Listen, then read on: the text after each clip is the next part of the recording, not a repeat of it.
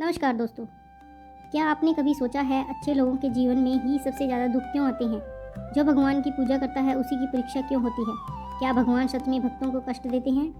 आज की यह कथा आपके जीवन में आपकी सोच बदल देगी। बहुत समय पहले एक छोटे से गांव में मोहन नाम का एक गरीब लेकिन बहुत श्रद्धालु व्यक्ति रहता था।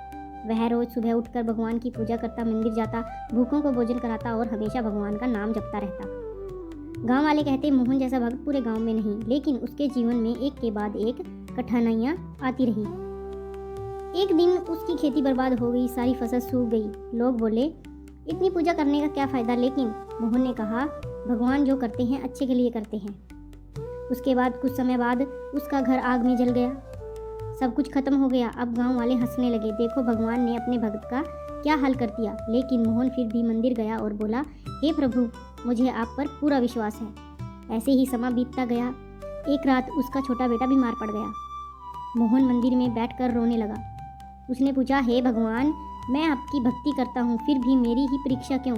मंदिर में गहरी शांति छा गई और तभी एक दिव्य आवाज़ सुनाई दी।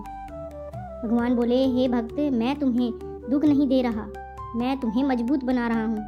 जब फसल नष्ट हुई मैंने तुम्हें अहंकार से बचाया, जब घर जला मैंने तुम्हें बड़े संकट से बचाया, और आज तुम्हारी श्रद्धा संसार को दिखा रही है कि सच्ची भक्ति क्या होती है। मोहन की आंखों से आंसू बहने लगे। भगवान ने आगे कहा, मैं अपने भक्तों की परीक्षा इसलिए लेता हूँ क्योंकि दुनिया को उदाहरण देना होता है, आत्मा को ऊंचा उठाना होता है और बड़ी कृपा देने से पहले भक्त को तैयार करना होता है। इतिहास गवाह है, प्रहलाद को अग्नि और अत्याचार सहने पड़े, पांडव ने 13 वर्ष का वनवास झेला, सीता माता को भी कठिन परीक्षा देनी पड़ी, लेकिन अंत में विजय हमेशा भक्त की ही हुई है। जीवन का सबसे बड़ा सत्य दोस्तों, भगवान परीक्षा लेते हैं क्योंकि वे आपको कमज़ोर नहीं महान बनाना चाहते हैं।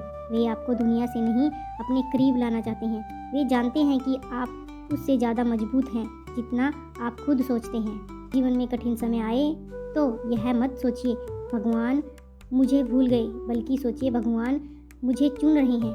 याद रखिए, परीक्षा उसी की होती है जिस पर भगवान को भरोसा होता है। अगर आज आपके जीवन में कठिनाइयाँ हैं तो समझ लीजिए आपकी कहानी अभी ख़त्म नहीं हुई। भगवान आपको महान बनाने की तैयारी कर रहे हैं। अगर आपको यह कथा अच्छी लगी हो तो वीडियो को लाइक करें, शेयर करें और कमेंट में जय श्री राम या जय श्री कृष्ण अवश्य लिखें। धन्यवाद।